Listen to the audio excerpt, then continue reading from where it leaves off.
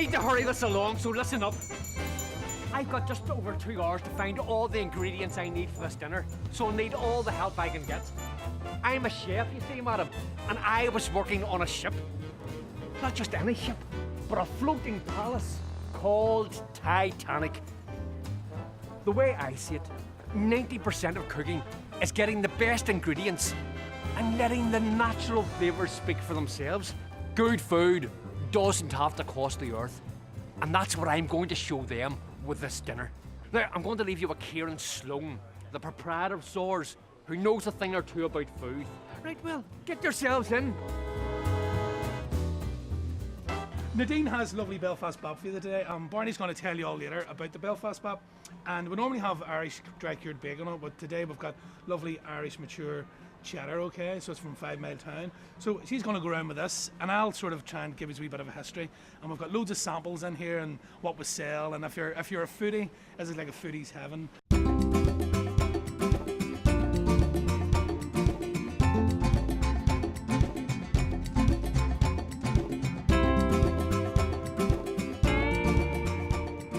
Soars loves being part of the Belfast Bread Tour because apart from it being great for the business, it's the staff morale is just fantastic. You see the staff run about, enjoying what they're doing, meeting all the new different types of local people and the different types of tourists that come on the tour. It's great for sales, of course. I mean, we see a lot of the tourists after the tour is over coming back and visiting and, you know, filling their bags.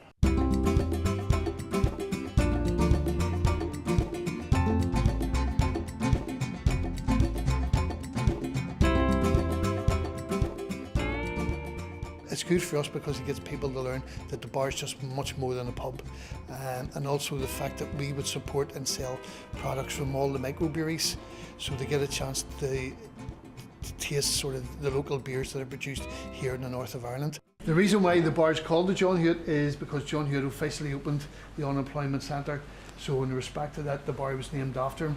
And it was also it was always the ethos of the bar that the bar was always going to be a bar very much involved with the arts. So that's why we also wanted to name it after a poet. We stock and promote beers and ciders that are made here locally in the north of Ireland. And the two you're going to try today, this is Madden Cider, which is 100% Armagh cider. And this one here is Molly's Chocolate Stout, which is from the Hilden Brewery. I've made up a wee pack here for you, which will give you a wee bit of information about the history of the bar. And you get a souvenir beer mat. And you can sell them on eBay if you want to.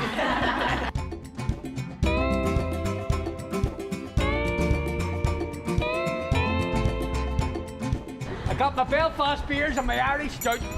This way.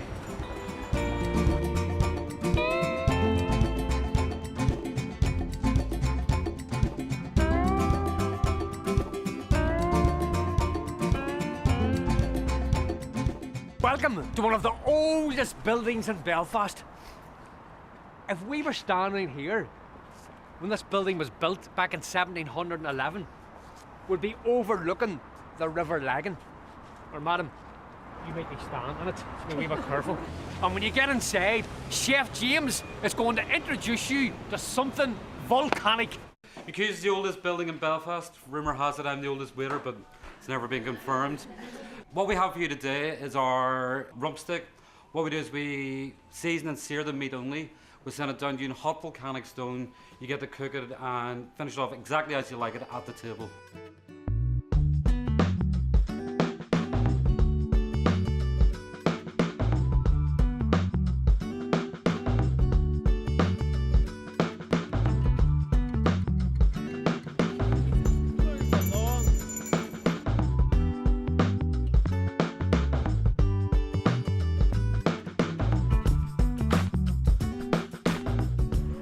St. George's Market. I always loved the market. It's where the country comes to the city. You're talking direct to the people who run the farm, grow the vegetables, tend the animals and process the fish. And in Belfast, you'll get a bit of banter to go along with it.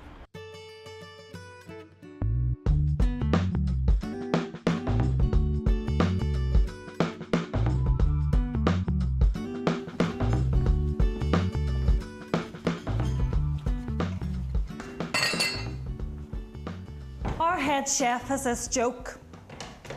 What's the difference between a fussy customer and a souffle? One's puffed up and full of hot air, and the other you can eat.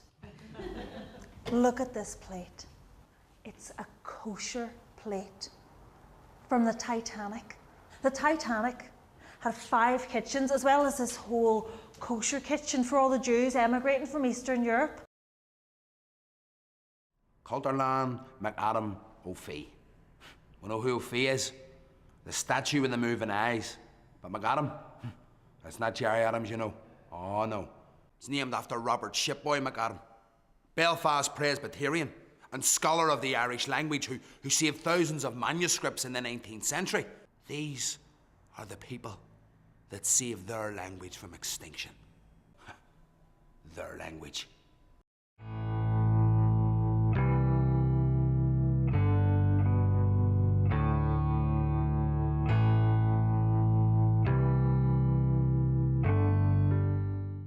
There are 2 cemeteries in the Falls Road. This one here is about the rebels and the poor, and in many cases the dispossessed. We're going to walk straight round to the Republican plot, where 3 of the hunger strikers who died in 1981 are buried.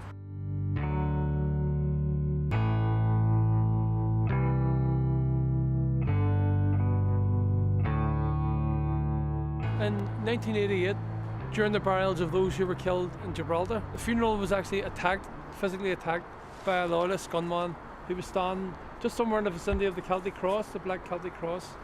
And as the bodies were being lowered into the ground, this guy threw a hand grenade into the middle of the mortars. Where, oh, where is our James Connolly? Where, oh, where can the brave man be?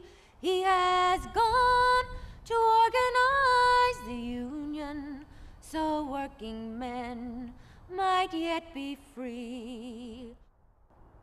Winifred Carney. If you come to stop us singing now too. We live in slums, we work in slave houses, our children die from disease and starvation, but we are still free to sing our songs. Policemen have rights too, Miss Carney. Is James Connolly going to fight for us? William Barrett. The very one. I thought it was absolutely brilliant, really, really interesting. The Belfast Bread Tour in the morning was brilliant, a fantastic way to like sort of see around Belfast, showcase all the local food establishments, and also the political tour in the afternoon, finding out more about the role of history in West Belfast, something I wasn't particularly familiar with. I thought our tour guide was fantastic. I've done quite a few of the taxi tours, bus tours and everything, but I think really by having that theatre dimension, it really enhanced my experience today.